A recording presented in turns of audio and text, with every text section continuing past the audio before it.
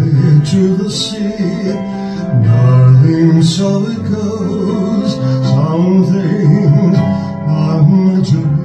What if the king of rock and roll never really left us? That's exactly what some believe when they see Pastor Bob Joyce in action at his church in Benton, Arkansas. From the moment he took the pulpit, there's been a buzz, a sense that we've seen and heard him before. It's more than just a passing resemblance. His voice, his mannerisms, even his intense gaze have sparked memories of a legend. With his thick dark hair and striking features, Pastor Bob Joyce has led many to wonder, could he actually be Elvis Presley hidden in plain sight? Let's dive into this mystery and see if there's truth behind the whispers. The physical resemblance between Pastor Bob Joyce and Elvis Presley is striking enough that many people find it hard to dismiss as a mere coincidence. When placed side by side with images of Elvis from his later years, Pastor Bob Joyce's face seems to carry the unmistakable features of the iconic singer. Let's understand these physical similarities deeply that have left fans and conspiracy theorists alike questioning whether Pastor Bob Joyce might actually be Elvis Presley in disguise. One thing that stands out about both guys is that their jawlines are almost exactly the same. Both Elvis and Pastor Bob have a strong, square jaw that frames their faces in a distinct way, giving them an air of authority and presence. Their jawlines, which taper smoothly into their broad chins, look remarkably similar, especially when viewed from certain angles. It's rare to find two people with such closely matched jaw structures, which is why this similarity often stands out as one of the most compelling. They also have eyes that look a lot alike. Elvis was known for his deep-set, intense eyes, which were often described as captivating and mysterious. Pastor Bob Joyce's eyes carry that same depth, and many of his congregation members and fans have commented on how reminiscent they are of Elvis's gaze. His eyes seem to have that same soulful, intense quality that Elvis's fans remember. Furthermore, they share the same broad nose, another feature that contributes to the striking resemblance. This broad, slightly rounded nose shape is relatively unique and gives both men a distinctive facial profile. Their hairline is one of the most interesting physical parallel. Elvis's signature hairstyle, often styled in a thick wavy pompadour, was iconic during his career. Pastor Bob Joyce's hair bears an uncanny resemblance to Elvis's, not just in the way it's styled, but also in the way it falls and shapes his face. Pastor Bob's hairline has the same distinct wave, which is another reason why fans and onlookers immediately see Elvis in him. Their physical build also adds to the suspicion. Elvis was known for his broad shoulders and solid frame, a build that Pastor Bob Joyce shared. Both men stand at a similar height and have a similar body structure. With broad shoulders and a thick, sturdy build, that's hard to ignore. This build is unusual and it adds to how much the two men look alike, making it easy to understand why some people believe there might be more to the story. Fans have collected stories and proofs that say these physical similarities point to a deeper connection between the two guys, which makes the situation even more interesting. For some, these physical traits are more than just shared genetics or pure coincidence. They see them as signs that Elvis may have staged his death and adopted a new identity. In their view, these overlapping physical traits aren't just similarities, they're clues. The exactness of features like jaw lines, eye shape, nose structure, and even the distinctive hairline makes it difficult to completely dismiss the resemblance. It's still not clear if these parallels are signs of a real link or just random event, but the similarities between Pastor Bob Joyce and Elvis Presley are so interesting that a lot of people can't help but think that they might be the same person. But before diving deeper, we should first understand Elvis's entire life. Elvis Presley's life story is one of incredible talent, rise to fame, and lasting influence on music and culture. Born on January 8, 1935 in Tupelo, Mississippi, Elvis grew up in a modest household. From a young age, he was exposed to gospel music in church, and this early love for music paved the way for his future. In 1954, Elvis's career began when he recorded a song at Sun Studio in Memphis, where his unique voice and charisma quickly attracted attention. By 1956, Elvis had become a national sensation with hits like Heartbreak Hotel and Hound Dog. His blend of rock, gospel, and rhythm and blues music gave birth to a new genre, and his captivating performances earned him the nickname the King of Rock and Roll. His success wasn't just about his voice. His bold dance moves and magnetic stage presence captivated audiences and made him an icon. However, his fame also came with challenges. In 1958, he was drafted into the U.S. Army, pausing his career but increasing his public admiration. After returning from the military, Elvis starred in films like Jailhouse Rock and Ask Blue Hawaii, which only boosted his fame. Yet as the 1960s continued, he faced increasing competition from new artists, but Elvis proved his lasting appeal with a powerful 1968 comeback TV special, reminding fans of his extraordinary talent. Unfortunately, as his career grew, so did the pressures of fame. By the 1970s, Elvis struggled with health issues and became reliant on prescription drugs. On August 16, 1977, he was found dead at his Graceland home in Memphis, Tennessee. He was only 42 years old. To this day, Elvis is remembered not only as a music legend, but also as an icon who changed the face of popular music forever. When Pastor Bob Joyce sings gospel songs in his church, listeners are often struck by just how closely his voice resembles that of Elvis. This isn't just a matter of having a good singing voice. Many people believe that Pastor Bob Joyce's voice almost exactly matches Elvis Presley's famous baritone, which has led to some wild speculation and numerous comparisons. Elvis's voice was legendary for its rich tone, deep resonance, and soulful quality, especially when he sang gospel music. Although he was known as the king of rock and roll, gospel music was something he held close to his heart, and he often expressed that it was the music that spoke to him most deeply. In Elvis's gospel recordings, there's an emotional intensity in his voice, a powerful yet tender quality that seemed to express his deepest feelings. When Pastor Bob Joyce sings gospel, his voice displays an almost identical richness and emotional pull, one that captivates his congregation in a way that has led many to draw comparisons between the two. Elvis's voice has a tone that is deep and mellow. Elvis's tone was so full and resonant that it could fill a room, drawing listeners in and conveying both warmth and intensity. Pastor Bob Joyce's voice too has this rare quality, a warmth that's instantly captivating, causing some to feel as though they're listening to the legendary voice of Elvis himself. This tonal similarity is striking enough that those who have heard both men sing have remarked that the two voices could almost be the same person, adding fuel to the speculation. Elvis had a vocal range that allowed him to hit both lower and mid-range notes with ease, creating a dynamic sound that made his voice instantly recognizable. Pastor Bob Joyce also sings in a very similar pitch range, allowing him to effortlessly move between low resonant tones and higher, more powerful notes, especially during his gospel performances. This ability to mirror Elvis's range and versatility is another characteristic that makes Pastor Bob Joyce's voice so remarkable to listeners. Perhaps the most distinctive and convincing similarity, however, is in their vibrato, the subtle trembling effect that adds a layer of emotion to a singer's voice. Elvis had a unique vibrato, one that gently wavered and lent a soulful quality to his songs, making them feel deeper and more moving. In a similar way, Pastor Bob Joyce's vibrato has this gentle, wave-like quality, creating an emotional resonance that listeners say feels incredibly Elvis-like. It's a specific vocal trait that not everyone possesses and is difficult to replicate convincingly, adding yet another layer of mystery to the resemblance. For fans of Elvis and followers of this theory, these vocal similarities are strong proof that there might be a deeper connection between Pastor Bob Joyce and Elvis Presley. While no definitive evidence exists to prove they are the same person, the voice, a deeply personal and distinct characteristic, raises questions that are hard for many to dismiss. For fans, the idea that two individuals could share such uniquely specific vocal traits